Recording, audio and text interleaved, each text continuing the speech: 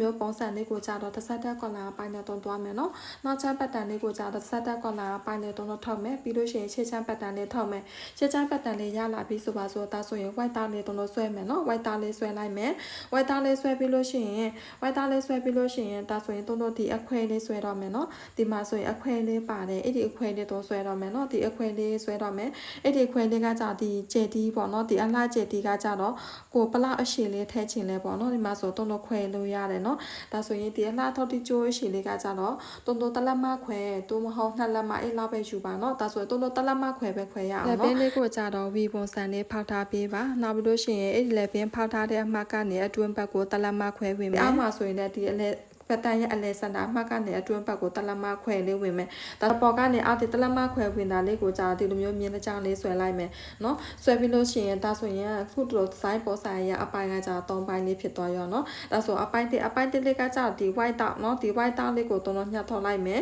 နောက်ပြီးဘေးကျောစာကြာ white လေးညှက်တဲ့အခါမှာဆိုအပိုင်းတစ်လေးရလာပါပြီဒါဆိုအပိုင်းတစ်လေးဆက်သွားမယ်အပိုင်းတစ်ကကြာဒီ white တောက်အတိုင်းပဲသွားမယ်ဂျိုင်း white ပခုံးပါမယ်ဒီကောင်လေးတက်လေးတုံးညှက်ထောက်တဲ့အခါမှာဆိုရင်ဒါဆိုအပိုင်းတစ်လေးရလာပါပြီအပိုင်းတော့လေးကတော့တူပဲဒီမှာဆိုတလမခွဲဝင်ထားတဲ့အမှန်เนาะအိမ်မှာတုံးညှက်ထောက်လိုက်မယ်နောက်လို့ရှိရင်ဒီလက်ပင်ပါမယ်သူ့ရဲ့လက်ပင်ကဝီပုံစံနဲ့သွားမယ်เนาะဝီပုံစံနဲ့လာမယ်ဝီပုံစံလာပြီးလို့ရှိရင်ဒီပတ်တန်တက်သွားမညက်ဘူးเนาะဒါကကြတော့ရင်းစေးရှေ့ခွဲပုံစံလေးဖြစ်တဲ့အတွက်ကြောင့်မလို့တုံးတို့ဒီဘေးမှာဆိုရင်ခောက်စာနှစ်လက်မလေးယူမယ်เนาะဒီကလိုမျိုးခောက်စာနှစ်လက်မလေးထောက်ရမယ်เนาะအပိုင်းတော့ကရလာဒါဆိုအပိုင်းတော့ကဘယ်လိုဖြစ်မလဲဆိုတော့ဒီမှာเนาะတုံးတို့တလက်မခွဲဝင်တဲ့အမြင်အတိုင်းပဲသွားမယ်ပကုံးပါမယ်လက်ပင်ဝီပုံစံပါမယ်ဒီမှာခောက်စာနှစ်လက်မလေးထုတ်မယ်เนาะခောက်စာနှစ်လက်မထုတ်မယ်ခောက်စာနှစ်လက်မထုတ်မယ်ဒီမှာ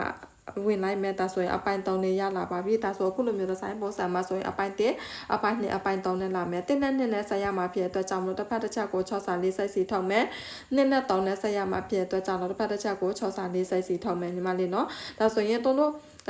့ဒီလိုမျိုးပုံစံလေးကကြာသူ့ရဲ့စာကကြာတော့စာအပါနဲ့တွားလာတာလေးပါနော်။300 online အတန်းညီမလေးကကြာတော့ဆောင်းနာကပုံစံလေးကိုဒီစာအပါနဲ့ချုပ်မှာနော်။စာအပါနဲ့ဖြစ်တဲ့အတွက်ကြောင့်မို့တို့ဒီအပိုင်းတစ်ညှပ်ပြီးလို့ရှိရင်ဒီအပိုင်းတစ်လေးကို copy ခံမယ်။ဒီအပိုင်းနှစ်လေးကိုလည်းတို့ copy လေးခံမယ်။ဒီအပိုင်း3ကို copy မခံနဲ့တော့ဒီတိုင်းလေးပဲယူမယ်။နော်ဒီမှာဆိုရင်အပိုင်း1 copy ခံမယ်အပိုင်း2 copy ခံမယ်ဒီအလဲကအပိုင်းလေးကိုကြာ copy မခံတော့ဘူးဒီတိုင်းလေးပဲတော့ယူမယ်ဒါဆိုပုံမှန်လှတယ်နော်ဒီရင်နေရာလေးမှာဆိုမပေါ်တော့ဘူး copy ခံထားတာဖြစ်တဲ့အတွက်ရင်နေရာမပေါ်တော့ဘူးဒီအလဲကအပိုင်းဒီအပိုင်းတော့ကကြာတော့တို့စာအပါတိုင်းမဲ့တော့မယ် copy မခံဘူးနော်အပိုင်း2ကရင်နေရာမှာရှိတာဖြစ်တဲ့အတွက်ကြောင့်မလို့တို့ copy လေးခံမေးရမယ်နော်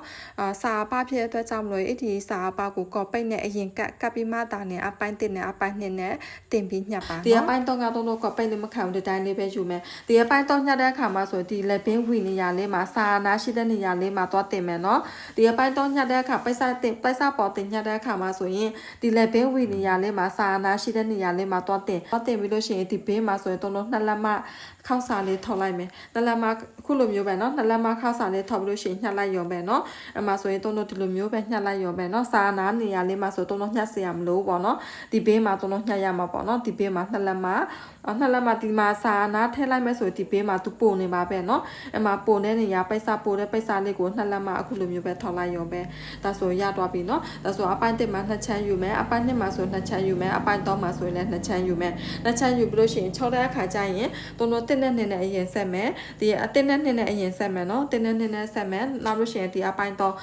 3လေးကိုကြာတော့ခောက်စာလေးကိုအတွင်းဘက်ခောက်မယ်เนาะနောက်လို့ရှိရင်တို့ရှာပြားလေးခံမယ်ရှာပြားလေးခံပြီးလို့ရှိရင်ဒီအလှထောက်တီကျိုးလေးတက်မယ်เนาะအလှထောက်တီကျိုးလေးကိုတက်ပြီးမှတာနဲ့ဒီအပိုင်း3လှထောက်တီကျိုးလေးတက်ပြီးမှတာနဲ့ဒီအပိုင်း2နဲ့တွဲပြီးတော့ဆက်လိုက်ရောမယ်เนาะဒီအပိုင်း3လေးကကြာတော့အလှထောက်တီကျိုးလေးတက်နေနောက်ပြီးလို့ရှိရင်ရှာပြားခံနေအသေးစိတ်ကိုကြာတော့တွန်းတင်ပေးထားတာရှိတယ်เนาะဒီအလှထောက်တီကျိုးတက်တဲ့အခါကျရင်ရှာပြားလေးဘယ်လိုခံလဲဘယ်လိုချုပ်လဲเนาะလှထောက်တီကျိုးကရောဘယ်လိုချုပ်ရလဲအသေးစိတ်တွန်းတင်ပေးထားတာရှိတယ်ပညာဌာနလာထားတာပေးရရှိတယ်ရှေ့ခွဲပုံစံကိုမှဒီလှထောက်တီကျိုးတက်နေနဲ့ရှာပြားခံနေလေးကိုကြာတော့အောက်ကော14မှာတွန်းပညာဌာနလာပေးထားတာရှိတယ်เนาะဒီအပိုင်း3လေးကိုလှထောက်တီကျိုးနဲ့တက်မယ်ရှာပြားလေးထည့်မယ်ထည့်ပြီး